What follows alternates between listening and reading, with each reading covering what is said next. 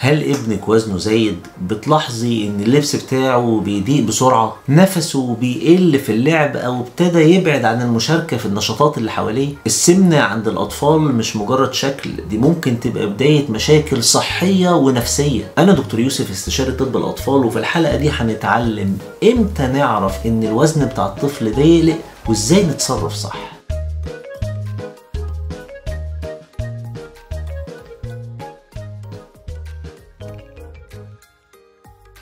مبدئيا امتى يعتبر وزن الطفل ده زيادة؟ لان في فرق كبير بين طفل مليان شوية وطفل عنده سمنة.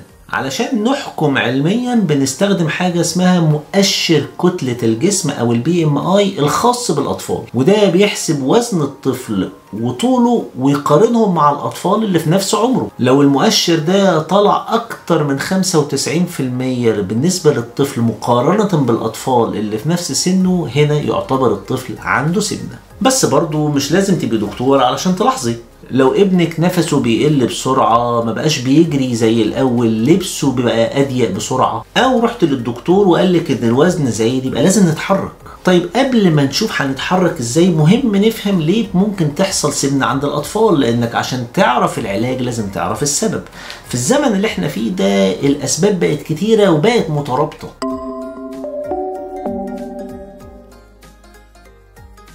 زي الأكل السريع والمصنع، بطاطس محمرة، شيبسي، مشروبات غازية، سكريات، وبشكل يومي. الطفل بدل ما كان زي زمان بقى بيلعب في الشارع أو بيلعب في النادي، دلوقتي بقى قاعد طول اليوم على الكنبة قدام التلفزيون أو قدام الشاشات البلاي ستيشن والتابلت. وده ياخدنا للسبب الثالث، استخدام الشاشات لفترات طويلة. مش بقول لكم الأسباب بقت مترابطة؟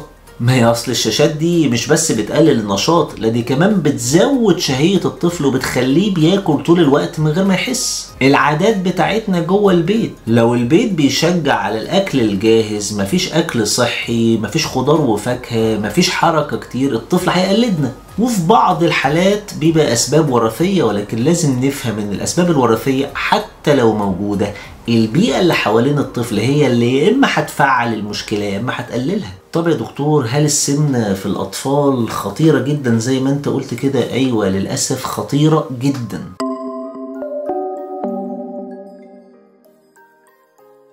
السمنة عند الأطفال مش مجرد مشكلة شكل ووزن، لا دي كمان ممكن تسبب مشاكل في القلب والضغط والكوليسترول في المستقبل، مشاكل في المفاصل والحركة. الطفل هيبتدي يتكعبل كتير أو بيتعب بسرعة، وده يخلي عنده تأخر في النمو الحركي عن زمايله، ويحط الطفل ده في ريسك الإصابة بمرض السكر من النوع التاني. إيه اللي بيحصل لما الجسم ما يستجيبش كويس للإنسولين اللي بيفرزه بسبب الدهون الزايدة؟ ومن الناحية النفسية، الطفل ده ممكن يتعرض للتنمر، يفقد ثقته بنفسه، ويبتدي يعزل نفسه عن الباقيين. كل ما تدخلنا بدري خلي بالكم فرص التحسن بتبقى أحسن وأسهل. طب يا دكتور نعمل إيه؟ الحل هنا ما هواش رجيم قاسي مثلا، الحل في 4 خطوات واقعية وسهلة نقدر نطبقها من النهاردة.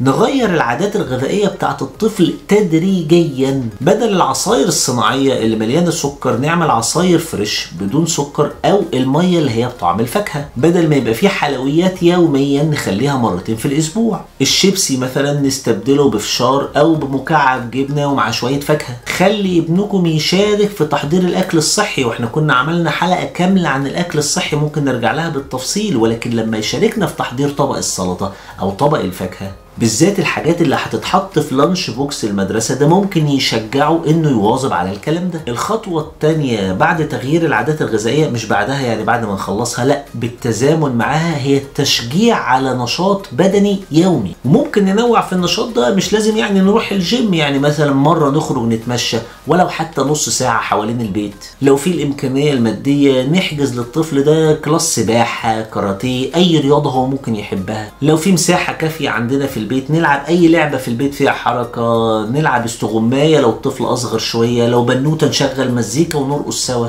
نقلل وقت الشاشه برضو تدريجيا، يعني نحدد وقت محدد للشاشات في اليوم. مش هقول لك ان انت تنزل الطفل من 5-6 ساعات لساعه، لا، بالتدريج برضو نقلل كل يوم ربع ساعه. وزي برضو ما عملنا في حلقه الاكل الصحي، عملنا برضو حلقه عن الشاشات واستخدامها بالتفصيل. نمنع الاكل قدام الشاشه دي بقى، سواء بلاي ستيشن او تابلت او تلفزيون تماما، مفيش اكل غير على السفره. نعمل ركن في البيت للقرايه، للقصص، لاي حاجه الطفل بيحبها، ونخصص كل يوم وقت قبل النوم للقرايه. او نعمل ركن في العاب الطفل بيحبها، وكل يوم هو يختار لعبه نلعبها. مش لازم تكون العاب الكترونيه يعني، لا، نعمل العاب زي اي حاجه هو بيحبها، مونوبولي، السلم والتعبان، ليدو، اي حاجه. المهم نعرف الطفل ان في بدايل تانية غير الشاشات. مهم جدا يا جماعه ان احنا ندعم الطفل ده نفسيا بدون توبيخ. يعني ما نقعدش كل شويه نعلق على شكله وعلى وزنه، بالذات قدام الناس. لما نيجي نكافئه على حاجه، نكافئه بالكلام الحلو، نكافئه باي مكافاه تانية، مش لازم بالاكل. نركز على صحه ابننا مش بس على الوزن. الحل يا جماعه ما هوش سحري، مفيش حل سحري ينزل وزن ابنك على طول، ولكنها خطوات زي ما احنا شفنا عمليه هتحتاج وقت، ولكن ابداوا النهارده. السمنه مش بس مشكله وزن، دي مشكله نمط حياه. ابنك مش محتاج رجيم قاسي، هو محتاج دعمكم انتوا، وان انتوا تبقوا مثال صح قدامه. لو بداتوا النهارده حتى بخطوات بسيطه هتفرق جدا في صحته وفي مستقبله. ولو عجبتكم الحلقه ما تنسوش تشاركوها مع كل اب وام يكون عندهم نفس المشكله، واكتبوا لي في الكومنتات هل عانيتوا من حاجه شبه كده بالطريقه دي. واشتركوا في القناه عشان توصلكم الحلقات بتاعتنا اول باول لحلقات جديده عن صحه اطفالنا. انا دكتور يوسف، ودي قناه دكتور كيدز. اشوفكم على خير.